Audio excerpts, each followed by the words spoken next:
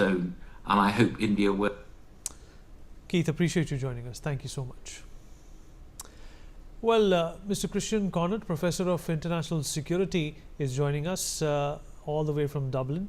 Appreciate you joining us. From Madrid and London bombings to Pahalgam in 2005, Islamist terror continues to target civilians in new forms. Why hasn't the world been able to curb it or stop it?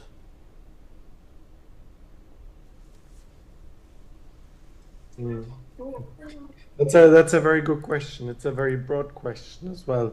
I think there's something, of course, that we need to, in a sense, to an extent, accept that terrorism as an ideology and terrorism as a method is not something that we can easily root out. It's something that we'll be consistently and continuously be fighting against, and it is something that we continuously have to be prepared to work to counter, and it's something that we have to invest resources, policing, defense resources, and intelligence resources, and everything else to be able to fight it. But ultimately, you can beat individual groups. You can, in a sense, prevent certain specific terror attacks. You can prevent certain specific actions.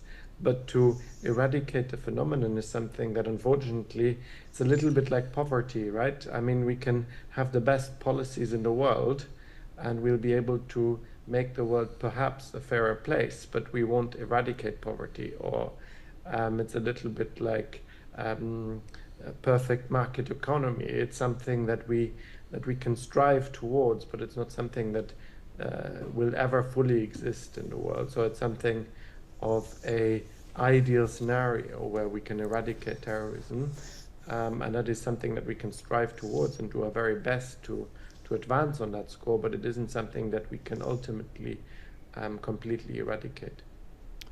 Well, the Indian delegation is meeting the EU delegation to seek collaboration against terrorists and its sponsor states. Do you expect a united approach forming after this particular meeting?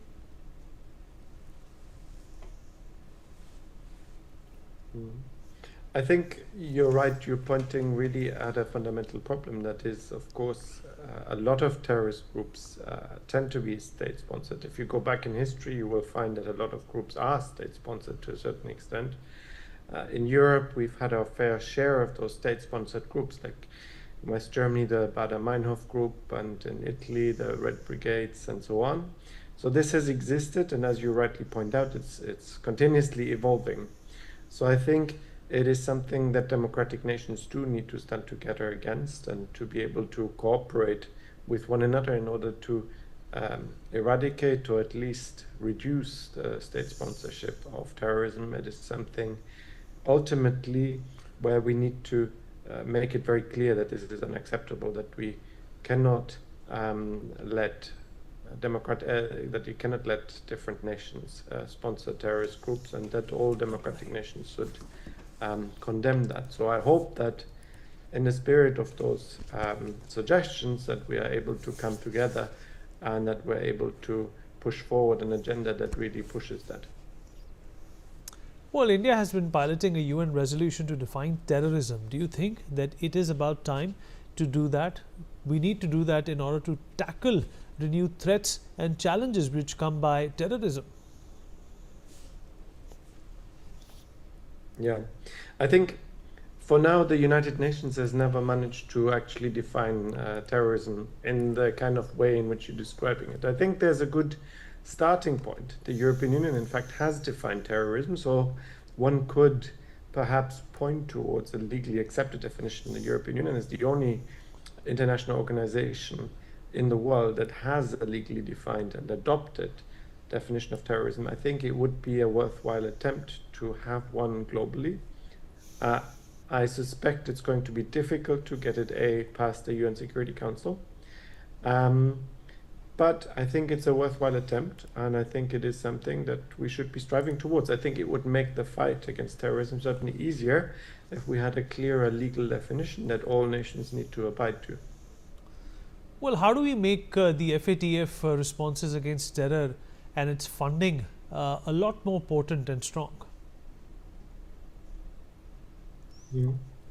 I think the FATF is a wonderful organization. We've managed to really use it as a way to fight against terrorist groups, whether that is counterterrorism financing and other kind of instruments that we've pushed. So I think the organization in its essence is a great organization.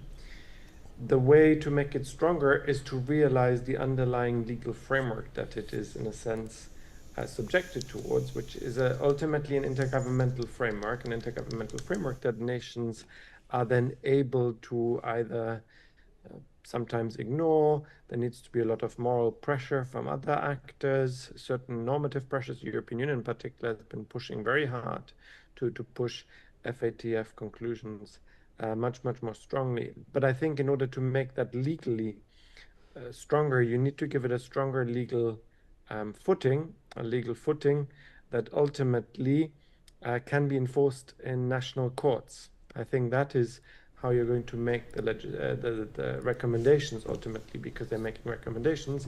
You need to make them into regulations that are enforceable in national courts, and you need to do that either through the UN Security Council or through devising a new legal mechanism that would put that on a stronger legal footing. I think if you were able to do that, I think we would make the organization more effective. Well, Pakistan ministers have admitted in interviews that they have harbored terrorists, and then you see such a barbaric attack happening. Do you support India's right to hit back with force when something like this happens? I think it is very clear that terror attacks need to be repelled, and I think as such it is very clear that those who've been attacked have a right to repel them, and it's very clear that they have a right to also make it clear that such a behavior is unacceptable and therefore are able to counterattack. I think that is very clear. I think under the UN Charter, every nation that's been attacked has a right to retaliate. So I think that is crystal clear, and terrorism is not something that should be tolerated under any circumstances. So I think it is very clear that India in these circumstances has a right of self-defense, and self-defense also then implies to come after the terrorists where they go. All right. Appreciate you joining us. Thank you so much for those insights. Well, on that note, we take a short break. Be right back.